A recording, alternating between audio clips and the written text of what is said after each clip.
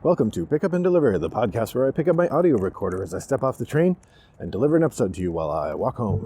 I'm Brendan Riley.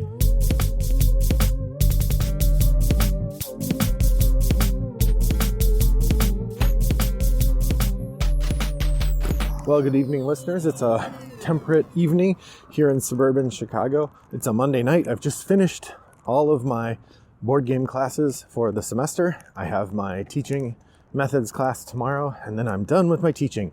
And all I have left is so much grading. But that's okay. That's part of the job. Well, I'm glad to be talking to you here, and it is a lovely night, and I feel like talking about some games. So the easiest way to do that is to talk about 3 games I've tried recently for the first time. That's right, it's shooting from the hip, triple shot. Ooh, can you hear that train pulling in? So, for those of you who are new to the podcast and haven't been listening since I did this segment 2 episodes ago, Shooting from the Hip Triple Shot is a podcast segment in which I talk briefly about 3 games I've tried for the first or maybe first and second time. It is not a review segment per se, but a kind of first impressions. And I do 3 of them because I think 5 minutes is a reasonable amount of time to give to a first impression. I also sometimes will do a flashback or a expansion commentary as well. I've been doing that lately, and so we might get one of those tonight. We'll have to see. It's a mystery! All right, I have 3 fun games to talk to you tonight about. The first one is called Bristol 1350. This is from Facade Games, designer Travis Hancock and artist Holly Hancock and Sarah Keel. Facade Games has a series of games that they've done on Kickstarter, and part of the gimmick is they all come in boxes that look like books. So they go on your shelf and it looks like a fancy old book, and on the spine it says the name of the game, in this case Bristol 1350. I think they all are the names of places and years. Bristol 1350 is about the plague, and it is a sort of in your cutthroat, in your face race game. So here's how it works. You play one of several people trying to get out of the city of Bristol ahead of the plague. During the game, you are riding on one of 3 carts that are sort of rocking through the city, and you are pushing and shoving your way backwards and forwards. Well, mostly forwards. You don't generally want to go backwards, but backwards and forwards on these carts. And your goal is to be in a cart that leaves the city and have nobody in the cart have the plague when you do. Because if you leave the city in a cart with the plague, then you get the plague and you die and you lose. So there's a element where you're drawing cards and getting the plague, or possibly getting the plague. And the whole thing has to do with the way that you're spending cards and the way that you're fending off sort of plague tokens. If you have too many of them, then you have to draw from this deck, and the deck has some plague in it, and then it all gets scrambled up and dealt out. And if you have one of the plague cards, then you have the plague. There's an element of honesty in this game, which is fine, but always a little worrisome, where if you ever have a plague card, you have the plague. But you don't necessarily keep that plague card, and so you could have a card and then get rid of it later and then just say, no, I didn't have the plague. You could cheat. Now, I would hope no one I'm playing with is going to do that, but it is part of the game, at least as I understood it. But the main part of the game is actually the shuffling or the moving around on the carts to determine sort of what order you're sitting in, and you use these dice that you roll to move. There's a King of Tokyo style rolling, re-rolling thing. And actually the dice get rolled at the beginning of the round, and on your turn you can do one of a number of things, including roll the dice, but you could also move yourself. And then there's a way that you can shove somebody back. And the big thing is if there's somebody in the last cart and they get shoved off the back of the last cart, they die. They're lost in the city. They can't catch up with the carts racing through the city, and they're out of the game. So that part's pretty brutal. That did not actually happen to any of the people we were playing. We played a 8-player game of it, and nobody got shoved off the cart and fell to their doom, but they could have. You know, the theme in this game is pretty fun. We did not play with the advanced rules. The advanced rules allow you have a character card when you're playing. If you use the advanced rules, you use the backside of the character card, which gives you a special power. I don't know if it's a one-time power or an always power, but it gives a little differentiation to the different characters. Mostly I found myself reflecting on this, that this game fit nicely into the collection of plague games that I've been talking about lately as another potential game that you could play in an arc of days where you're playing games about the plague. I thought Bristol 1350 was fine. It was an amusing little game. I don't know that it would have been fun at an hour, but at 20 minutes, it was all right. Generally not the kind of direct conflict, stab each other kind of game that I enjoy. I mean, the game it reminded me most of actually was Lifeboat, because Lifeboat also has this element of your characters are in a line and you interact with the people to your right and left, and part of your goal is to move around in the line. Now, Lifeboat has other elements as well, but that's what it did remind me of. And it also reminded me of it in that I don't really like games with this kind of conflict. Now, I don't mind games with direct conflict, like Martin Wallace's Wildlands is a game I looked at the other day on their shelf, and I was like, oh, I should play that again. That is a very direct conflict game, but maybe because it is so direct, I don't mind. Whereas this game, it feels like scrabbling at the other person to try to keep them from getting the thing you want, as opposed to just attacking them, which you could just attack them, but it's not really the point of the game. So anyway, that's Bristol 1350, an amusing little game. If you get a chance to play it, I recommend, but I don't know that I would say buy it without at least watching a video. So, all right, that was the first game in my discussion tonight. The second game is one I've had on my shelf for several months. I've been excited to play it for a year, and it was on the top of the stack last month. That's right, it's Messina 1347. Coincidentally, another game about the plague. In Messina 1347, you play one of the royal houses, or one of the aristocratic houses that owns land outside of Messina, Italy in 1347, which is when the plague arrives on the ships. The ships are carrying rats, and the rats have plague, or the rats have fleas, and the fleas have plague. But the idea is that you are trying to save the city by rescuing people from the city. And you do that. You have these tokens that are your lieutenants. These are people who go into the city for you. And when they go into the city, you put them on a hex. And then if there are people in that hex, you rescue them. If there's plague on that hex, you can burn it out. If you don't burn it out, then you take rat tokens, which hurt your score at the end. Very similar to the poverty cubes in London 2nd edition, except that there's no reduction of them for the person who has the fewest. Instead, it's just you take the penalty of the rat tokens, but the scale of the penalty of the rat tokens is very similar to the scale in London for the poverty cubes. The first couple don't hurt you badly, but then it dramatically scales up in terms of how bad for your score it is to have those tokens. But anyway, you send your person to this hex, and they rescue people, and they burn out the plague, and then you get to do an action. And the action could be just collecting some resources. It could be building a building, or there's a number of other things that you can do. Moving up one of a couple different tracks, the government track and the religion track. And then there's the popularity track, which you get by doing the plague burning I was talking about. Now, this is in the style of the Vladimir Suchy games of the last few cycles. A little bit like Underwater Cities has some cascading bonuses, but really much more like Praga Caput Regni, where you have this group of associated things, and when you do one of them, it triggers another one, and that triggers another one. And so you set yourself up for these big turns of cascading bonuses and cascading extra results.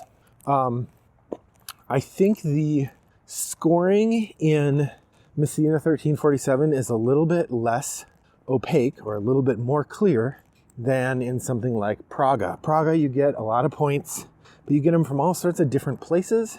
And that's also true in Messina, but the bulk of the points comes from like 3 different things, and you can pretty clearly see where those are. There is this very interesting, complicated mechanism by which the people you've helped are working in your estate, and then you have this token called the Overseer that, as it moves around, is going to trigger bonuses from those people in your estate. And then you can use those people in your estate to get more stuff and then send them back to town to repopulate the town. Although if you repopulate an area and then the plague comes back, you lose popularity because of that. All in all, this was a pretty interesting game.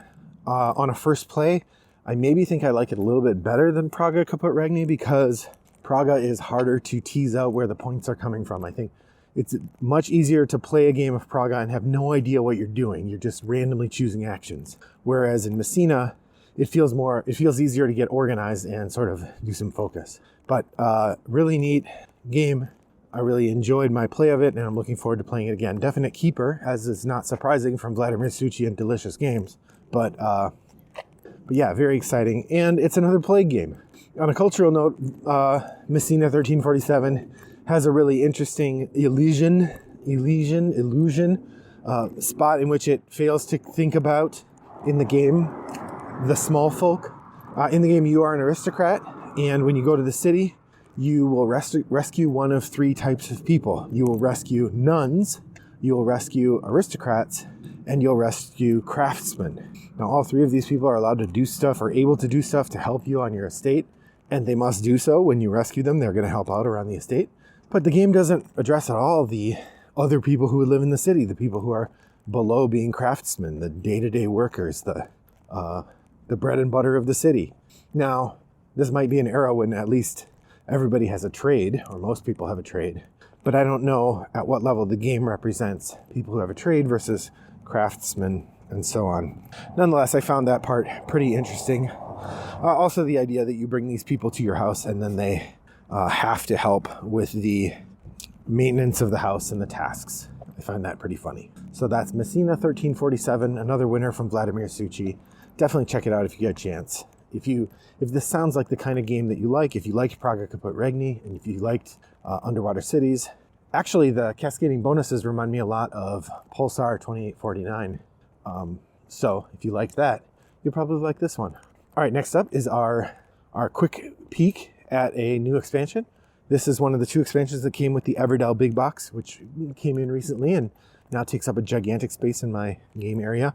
And this is Newleaf. Newleaf is one of the two expansions that comes in it. The other one is Mistwood, which is a solo/cooperative opponent expansion. But Newleaf creates a train station on the right side of the Evertree board. And in that train station, we have a train with a bunch of cars that have bonuses on them. You also have a couple more cards available to draft, and you have a couple more special end game cards that you can draft as well.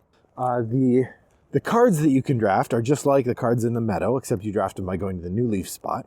The end game cards you draft, and then there's something, I can't remember if you have to meet a condition in order to draft them, or if you have to meet a condition at the end of the game to score them. But it's this extra sort of hoop you have to jump through in order to score these extra points. And then what I think is the most fun part of it is that on top of getting one of these cards or getting one of these bonuses, they also have a number of resources and other bonuses available on the train.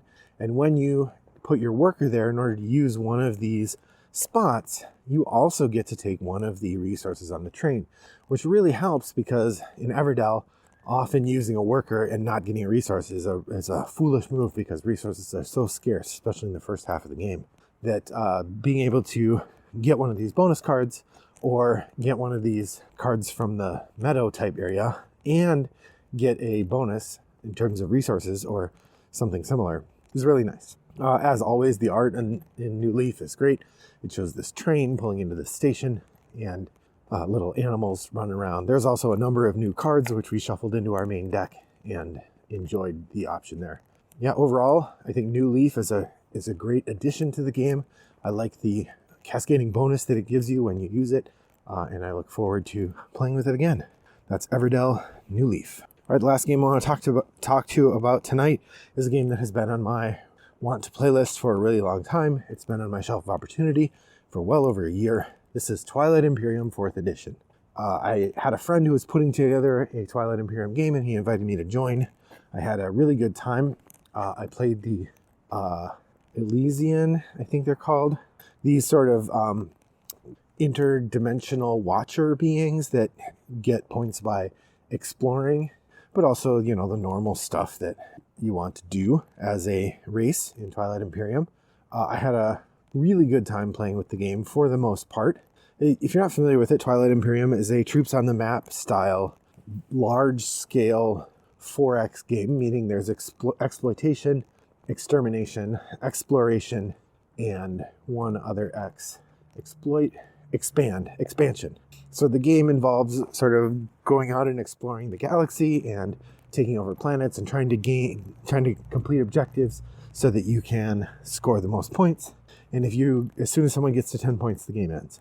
We had a really good time playing. I played in a game of 6 people, which was a nice, robust number. The other people who were playing, all but one of them had played before. Actually, all of them had played before. And so that part it wasn't surprising that I did pretty poorly. I think I came in second to last in terms of points. But Twilight Imperium is an all or nothing thing. You don't really count who came in second. It's just, did you win or not? At least that's the way I'm looking at it as the person who had the lowest score.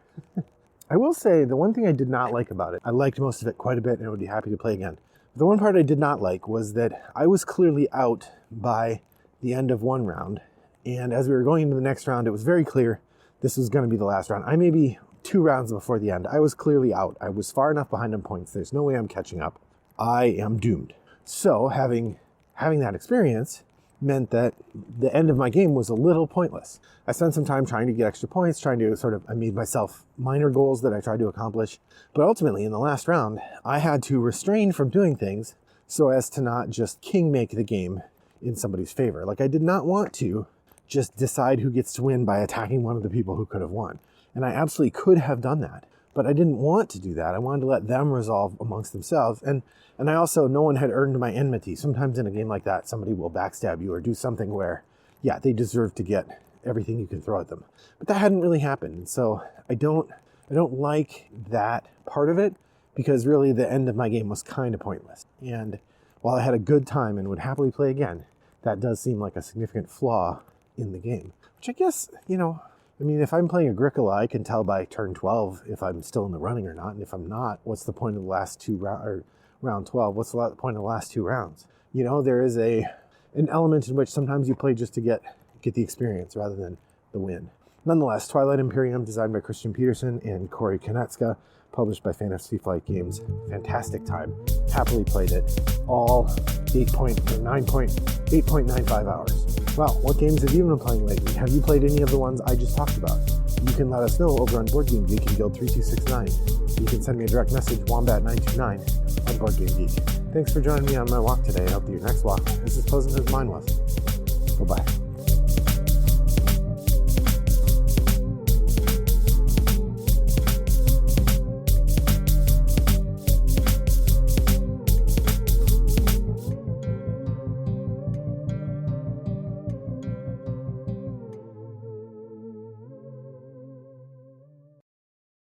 Brought to you by Rattlebox Games.